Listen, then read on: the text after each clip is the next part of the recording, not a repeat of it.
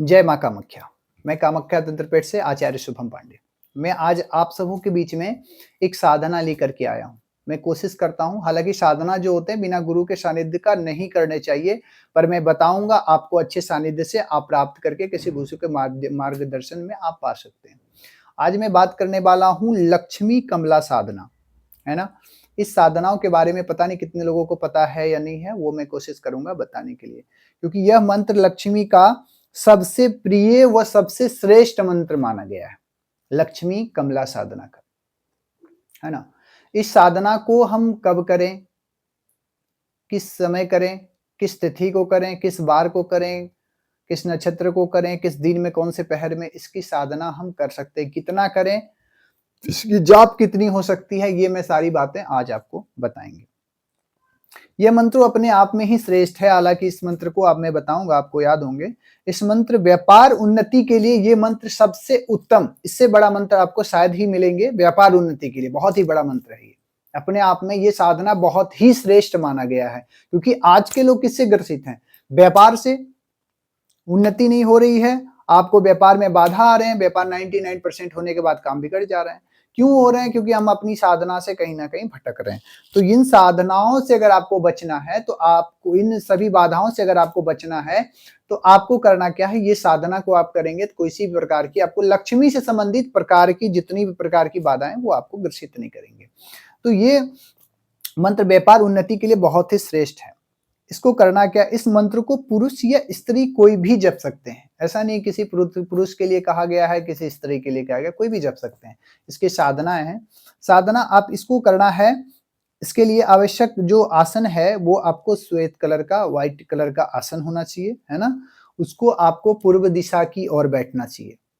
पूर्व दिशा, जब हम सुबह स्नान करके प्रातः काल, इसको स्थिति मैं बता रहा हूँ, प्रातः काल उठ करके पूरब या तो उत्तर दिशा में, किसी दिशा में व्हाइट कलर का आसन बिछा करके हमको बैठ जाना है ना? ये साधना आप दिशा की ओर हम बैठ करके साधना कर सकते हैं। अब देखिए, जब हम साधना करते हैं ना, तो साधना का मुख्यतः बात क्या है कि साधन, अपने साधक किसे कहते हैं? जो अपने आप को साध ले उसे साधना कहते हैं। साधना का मतलब ये नहीं है कि मंत्र अगर मैं बता दिया हूं तो सिर्फ जप जप करके अपने जल्दी आप शाबा लाख का मैंने बताया, महाराज जी ने शाबा लाख का बता दिया तो शाबा लाख मैंने कर लिया। ऐसे करने से नहीं होता है। अगर आप जो मंत्र है हार्ट टू हार्ट, अपने इष्ट भगवती लक्ष्मी का हार्ट टू हार्ट, माँ का हार्ट टू हार्ट कनेक्ट होना चाहिए उनके, और लगना चाहिए कि हमारे पुत्र हमें पुकार रहे हैं, ऐसी साधनाएं होनी चाहिए। अपना ध्यान ऐसा होना चाहिए कि हमको उनके प्रति समर्पण होना चाहिए। एक भी माला, एक क्षण भी अगर समर्पण हो गया तो आपकी ऐसी भी आपके कार्य सिद्ध हो जाएंगे। तो हमको सबसे पहले आसन जरूरी है और दिशा जरूरी है। दिशा में कौन सी दिशा में बैठनी चाहिए? पूरब या उत्तर। आप किसी भी दिशा में, पूरब की दिशा में बैठ करके, पूरब की ओर मुख करके आप बैठ सकते हैं, बहुत ही आसान बैठना। उसके सामने फिर क्या करना है? आपको सामने जब बैठना है तो माँ का एक प्रतिमा रख लेना है, लक्ष्मी माँ का। लक्ष्मी माँ की प्रतिमा जो होती है, वो जो चित्र होते हैं ना, वो इतना बढ़िया रहेगा आपको उससे के लिए, चित्र के लिए ना, लक्ष्मी जहां बैठी हो उसके दोनों साइड में गजराज जी ना जल की वर्षा कर रहे हो, ऐसी माँ का चित्र होना चाहिए। जब वो उसको आप कांच में मड़वा करके अपने घर में रख सकते हैं। उस साधना के बाद भी आप उस चीज को रख सकते हैं। पहले आपको आसन पे बैठना है, कुछ शुभ मुहूर्त ले लेना है। किसी भी शुभ मुहूर्त में आपको दीक्षा ग्रहण कर लेना है, मंत्र की दीक्षा ग्रहण करने के बाद में आपको शुभ मुहूर्त में बैठ जाना है। आसन को शुद्धि कर लेना है। आसन को शुद्धि के साथ में मन को एकाग्र करना है। या तो आप सुबह करें या तो शाम करो। हमको लगता है शाम के समय में, संध्या के बाद में, आप कभी भी रात्रि में भी आप इस साधना को कर सकते हैं। बहुत जल्दी प्रभाव पाएगा ये साधना। अगर आप साधनाएँ को करते हैं ना, तो बहुत सारी कठिनाइयाँ आपके साथ में आ जाती है, बहुत सारी परेशानियाँ आपको तुड़वाने के लिए, क्योंकि ये साधना 41 दिन कम से कम, कोई भी छोटी से छोटी साधनाएँ करेंगे तो कम से कम 41 दिन तो लगेंगे ही लगेंगे। 40-41 दिन आपको लगेंगे। इससे कम की साधनाएँ नहीं होती है। होती है छोटी-मोटी साधनाएँ, पर ऐसी साधनाएँ आपको 40-41 दिन आपको करना पड़ेगा।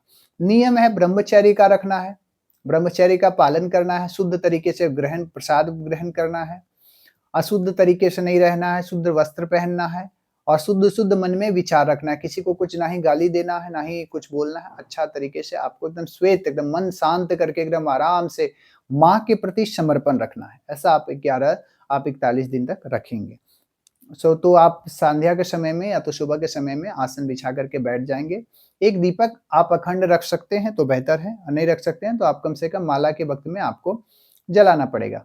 दीपक आप पहले बैठ जाना है, प्रारंभ में क्या करना है आपको संकल्प लेना पड़ेगा। मन को शांति के लिए एकाग्र करने के लिए शिखाबंधन सब कर लिए, आसन शुद्धि कर लिए, आसन का विनियोग कर लिए, दीपक का पूजन हम कर लिए, दीपक पूजन के बाद में हमको क्या करना है, जब हम दीपक पूजन कर लेते हैं ना, उसके बाद भगवान गणेश जी का ध्यान करते हैं एक बार। किसी भी कार्य को, कोई भी माला अगर आप करते हैं तो उससे पहले गणेश जी की माला बहुत ज़रूरी है, क्योंकि गणेश जी हमारे प्रथम पूजनीय हैं। तो गणेश जी की आराधना आपको करनी चाहिए। उसके बाद में आपके जो इष्ट हैं, उनकी माला आप कर लेंगे, अपने गुरु की माला कर लेंगे, उसके बाद फिर माँ की ये माला प्रारंभ करेंगे, है ना? उसके बाद आप पहले, इससे पहले संकल्प, पहले दिन आपको संकल्प करनी चाहिए कि हम इतने दिन की ऐसी जो भी कामना है कि हम लक्ष्मी प्राप्ति के लिए साधना प्रारंभ करना चाहते हैं, आप माँ हमें आशीर्वाद दे करके ये साधना को पूर्ण करें। ऐसी माँ से आप विनती करेंगे, है ना? ऐसा विनती करने से आपको जितनी भी प्रकार की बाधाएँ हैं वो नहीं आएँगे, परंतु बाधा कुछ-कुछ आएँगे पर ज़्यादा नहीं आएँगे। माँ के प्रति समर्पण रहेगा तो ऐसी कोई बाधाएँ आपको ग्रसित नहीं कर पाएँगे, ठीक है? इसके बाद में इस मंत्र को सवा लाख जपना है। सवा लाख जपने के बाद में कभी भी आप इसको जप सकते हैं। इस मंत्र को जो जपना है ना, आप रुद्राक्ष की माला से इस मंत्र को कभी ना जपें। भूल के भी ये गलती ना करें कि आप रुद्राक्ष की माला से आप जप रहे हैं। आपको जपना है तो ये कमलगट्टी की माला जो है, इस माला से आपको जपना। लक्ष्मी प्राप्ति के लिए कमलगट्टी की माला श्रेष्ठ माना गया है। कमलगट्टी की माला से आपको जपनी चाहिए। ये मंत्र बहुत ही अपने आप में बहुत ही श्रेष्ठ है। ये मंत्र मैं आपको बता रहा हूँ। ओम श्रीम ह्रीम श्रीम कमले कमलालय प्रसिद्ध प्रसिद्ध श्रीम ह्रीम श्रीम ओम महालक्ष्मी नमः। ये मंत्र अपने आप में शायद आपको याद भी होगा ये मंत्र को, परंतु ये साधना आपको पता नहीं होंगे, इसका उपयोग पता नहीं होंगे, तो इसलिए मैं आपको ये साधना बता रहा हूँ। ये साधना आप बहुत ही सरल तरीके, आसन, किसी भी और भी परेशानी, अगर आप तंत्र से ग्रसित किसी भी प्रकार की अगर आपके घर में बाधाएं आ रहे हैं, लक्ष्मी लक्ष्मी एक होता है, चलो हमें ग्रह नक्षत्र भी परेशान करती है, तो ग्रह नक्षत्र से अगर आप ग्रसित हैं, या तो अगर कोई टूने टोटके या तो ग्रह तंत्र क्रिया अगर आप पे कोई कर रहे हैं, तो आप हमारे कामाख्या तंत्रपीठ से जुड़ सकते हैं। और लक्ष्मी के लिए भी आप पूजन करा सकते हैं, या तो आप तांत्रिक से संबंधित कोई भी प्रकार की बाधाएं से अगर आप ग्रसित हो, तो हमारा नंबर दिया गया रहता है, उसमें आप उसमें कांटेक्ट कर सकते हैं हमारे कामाख्या तंत्रपीठ से। और जितनी भी प्रकार की आपके परेशानियाँ हैं, उसका आप निवारण कर सकते हैं। परंतु साधना अगर कर रहे हैं, तो साधना बहुत ही सतर्क तरीके से करें, बहुत ही श्रेष्ठ तरीके से करें, क्योंकि अगर आप नहीं करते हैं, छोटी-सी भी गलती करेंगे, तो आपको नुकसान झेलने को मिलेगा। इसीलिए गुरु का सानिध्य बहुत ही ज़रूरी है। अगर आप साधना करते हैं, तो गुरु का सानिध्य बहुत ही अनिवार्य है। आप गुरु का सानिध्य लें।